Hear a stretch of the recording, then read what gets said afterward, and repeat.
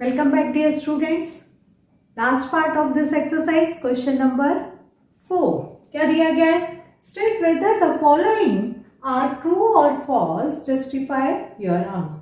Direct कुछ भी नहीं लिखना है, जस्टिफाई करके बताना है. तो हम 1 by 1 लेते जाते हैं और बताते जाते हैं कि ये ट्रू है कि फॉल्स है. स्टार्ट करें. चलिए first part. sin a plus b is equal to sin a plus sin b.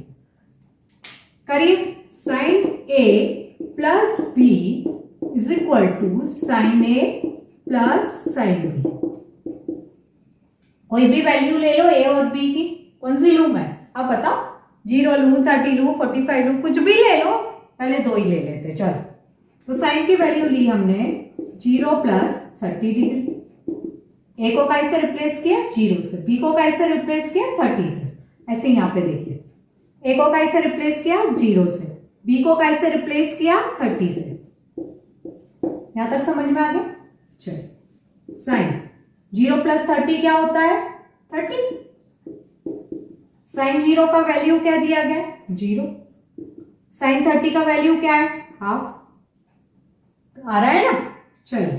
Sign 30 का वैल्यू क्या है? हाफ. 0 प्लस हाफ क्या होता है? हाफ ही होता है. तो क्या कहोगे? क्या कहोगे? sin a plus b is equal to sin a plus sin b. This statement will be true. Clear? Second part. Second part क्या दिया गया? The value sin theta. The value of नहीं लिखा. The value of sin theta increases as theta increases. अब आपको क्या बताया है कि थीटा की जैसे जैसे वैल्यू बढ़ती जाती है वैसे वैसे, मतलब थीटा इंक्रीज हो रहा है वैसे वैसे साइन की वैल्यू भी बढ़ रही है. कैसे? चलिए देखें. आपको पता है साइन 0, पहले मैं यहां लिख देती हूं सब value. Sine 0, sine 30, sine 60, sorry पहले 45 आएगा. Sine 45, cos sine 60 and last sine 90 degree. वो क्या कह रहा है? जैसे जैसे थीटा की वैल्यू बढ़ रही है वैसे वैसे साइन की भी बढ़ रही है. ठीक है, रख के देखें. 0 की वैल्यू क्या होती है? 0. चाहो तो ये पूरा लिख दो एक बार. साइन 30 की वैल्यू क्या होती है? हाफ. साइन 45 1/√2. साइन 60 √3/2 और साइन 90 क्या होता है? 1. चलिए रख के देखते हैं. ये तो 0 ही है. ये कितना होता है? 0.5. ये कितना होता है? आपको पता है √2 की वैल्यू क्या होती है? 1.414. डिवाइड करो, कितनी आएगी? मेरे हिसाब से इससे ज्यादा ही आएगी. 6.6 समथिंग आती है. करके देख लीजिए कितनी आ रही है. इसकी वैल्यू क्या होती है √3 की? 1.732 अपॉन 2. करके देखिए कितनी आती है. डिवाइड कर लीजिए. 2 8 अगर 17 भी लेते हैं तो क्या हो गया? 2 8 16 होता है ना, तो 0.8 समथिंग आएगी. मतलब 2 6 12 लाइक दिस आ रही है ना. फिर ये तो 1 है. तो देखो 0 0.5 0.6 0.8 1 क्या हो रही है? थीटा बढ़ रहा है. थीटा बढ़ रहा है ना. 0 30 45 60 90. तो ये वैल्यू भी क्या हो रही है? बढ़ती जा रही है. तो ये क्या है स्टेटमेंट? ये स्टेटमेंट भी ट्रू है. थर्ड वाला देखते हैं. अब थर्ड वाले में क्या दिया गया? The value of cos theta increases as theta increases. वो कह रहा है कि कॉस थीटा में भी यही फंडा लगता है क्या? करके देखो, चेक करके, कोई बुराई नहीं है. ठीक है, चलिए लगाते हैं अपन वापिस से. कॉस 0, कॉस 30, कॉस 45, कॉस 60 और कॉस 90. रखिए. कॉस 0 की वैल्यू क्या होती? 1. यहाँ पे उल्टा हो गया. कॉस 30 की वैल्यू क्या होती? √3/2. वहां पे क्या देखी थी अपन ने? √3/2 की वैल्यू 0.8 समथिंग. ठीक है. कॉस 45 की वैल्यू क्या होती है? 1/√2 जो क्या होगी? 0.6 समथिंग. कॉस वैल्यू क्या होती है? हाफ, वो क्या होती है? 0.5। और cos 90 की वैल्यू क्या होती है? 1। क्या हो रहा है? Sorry sorry sorry, 0। cos 90 की वैल्यू क्या होती है? 0। अब क्या हो रहा है? थीटा बढ़ रहा है पर वैल्यू क्या हो रही है? डिक्रीज हो रही है। ये देखो, थीटा बढ़ गया पर ये डिक्रीज हो रही है। 1, फिर डेसिमल शुरू हो गया, फिर 0 पे एंड हुआ। ठीक है, तो ये स्टेटमेंट क्या है? ट्रू है कि फॉल्स है? फॉल्स है। आ गया नेक्स्ट पार्ट, पार्ट नंबर 4। क्या दिया गया है? पढ़िए फटाफट। Sine theta is equal to cos theta for all values of theta.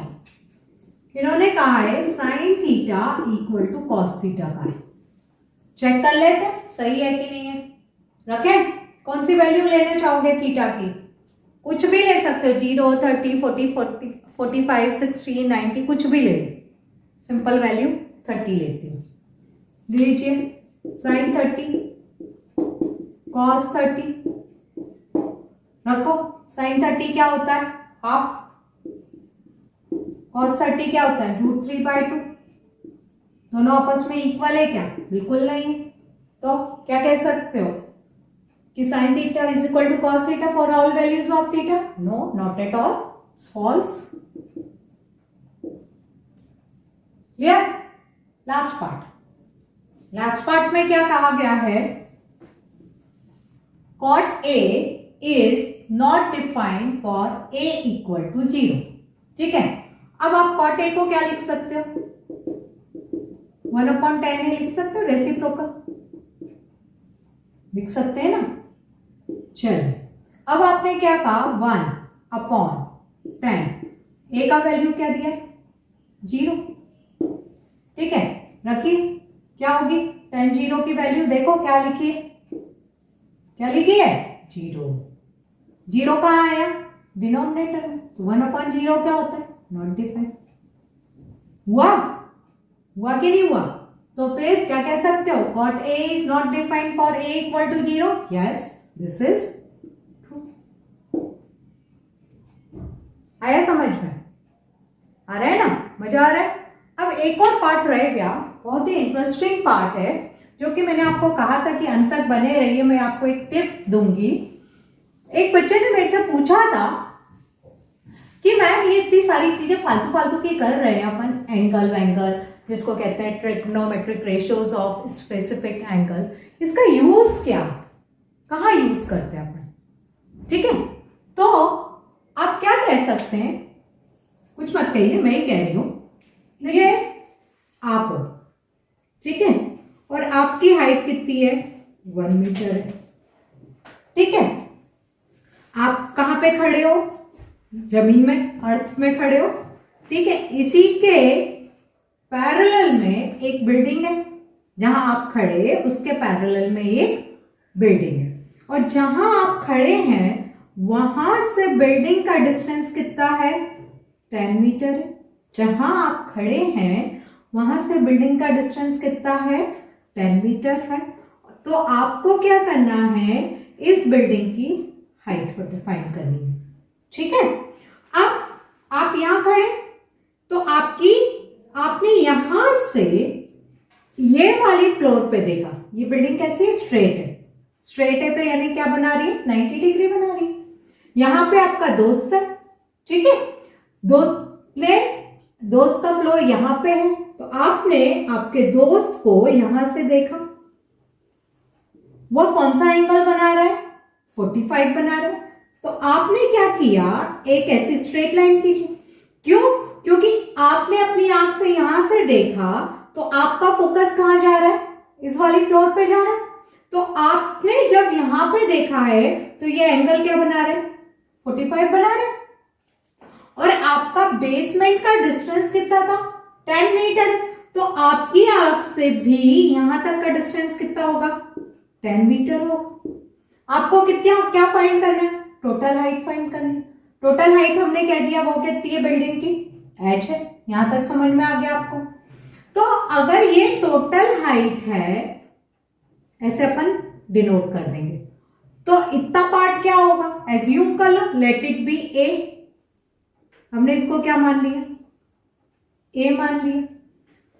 तो अब बिना सॉल्व किए मैं कह सकती हूं कि अगर मेरा ये एंगल 45 है, ये डिस्टेंस 10 मीटर है, मेरी हाइट 1 मीटर है, तो मैं डायरेक्टली बोल देती हूं कि height of the building will be 11 metre. अब आप पूछोगे मैम ये डायरेक्ट आपने कैसे कर दिया, कुछ तो किया नहीं है। तो पहली चीज तो ये होती है बेटा कि जब भी कोई एंगल 45 दिया जाता है, ध्यान से सुनना, वेरी इंपॉर्टेंट पॉइंट है ये, जब भी एंगल 45 दिया जाता है तो हम क्या कह सकते हैं, जो बेस होता है वो हमारी हाइट होती है। क्या कह सकते हैं, जो हमारा बेस होता है वो हमारी हाइट होती है। ठीक है, कब होती है, जब एंगल 45 होता है। जब एंगल 45 होता है तो जो हमारा बेस होता है वह हमारी हाइट होती है। क्यों होती है, क्योंकि हमें पता है tan theta is equal to क्या होता है, P अपॉन बी। या एंगल कितना दिया हुआ है, tan 45 दिया हुआ है, तो P इक्वल टू क्या हो गया, तो क्या हो गया, tan 45 equal to P upon B. ये आपका कितना है, 1 है। तो आपने क्या कह दिया कि जो आपका क्रॉस मल्टीप्लाई कर दो, तो बेस इक्वल टू परपेंडिकुलर, जो आपका बेस है वही आपकी हाइट, यानी परपेंडिकुलर कह सकते हैं, वो आपका P है। यहां तक क्लियर हो गया, एक पॉइंट क्लियर हुआ। पर आपका बेस कितना दिया गया है, 10। तो यानी यहां तक का ए पार्ट आपका कितना हो गया, 10 हो गया। ठीक है, आपकी हाइट कितनी थी, 1 मीटर। आपकी हाइट कितनी है, 1 मीटर। तो आपका h क्या होगा, h क्या होगा, 10 प्लस ये, ठीक है ना, h क्या होगा, a प्लस योर हाइट। ठीक है, आपने a क्या फाइंड किया, 10, आपकी हाइट क्या है, 1, so it will be 11 metre. तो हाइट ऑफ द बिल्डिंग क्या हो गई, 11 मीटर। तो समझ में आया कि एंगल का यूज क्या है, क्यों हम यूज करते हैं, कहां जरूरत पड़ती है। इसीलिए हम कहते हैं trigonometric ratios of some specific angles, ये इसलिए इंपॉर्टेंट। क्लियर। तो एक बात बहुत अच्छे से दिमाग में बैठा लो कि जहां बेस दिया जाएगा एंगल 45 होगा, वह उसकी हाइट के बराबर होगा, हाइट यानी परपेंडिकुलर के। क्लियर, ठीक है, आ गया समझ में। तो अपन क्या करते हैं, इसमें क्या देखा आपने, trigonometric ratios of specific angles, बना आपसे, आया वजह। ठीक है, तो जब हम ये चीज सॉल्व करते हैं तो इसके लिए हमें सबसे इंपॉर्टेंट क्या है, टेबल। ठीक है, और वो क्यों आती है, इस तरह के क्वेश्चन सॉल्व करने के लिए। क्लियर हुआ, अच्छा लगा, मजा आया। चलिए, अगर आपको मेरा वीडियो अच्छा लगा हो तो लाइक करिए, शेयर करिए और सब्सक्राइब करिए। अगर कोई डाउट, क्वेरी हो तो कमेंट बॉक्स में लिखिए, अपन उसको रेक्टिफाई कर देंगे। नहीं कर पाए वीडियो में शेयर कर लेंगे नेक्स्ट वीडियो में। ठीक है, थैंक यू, बाय।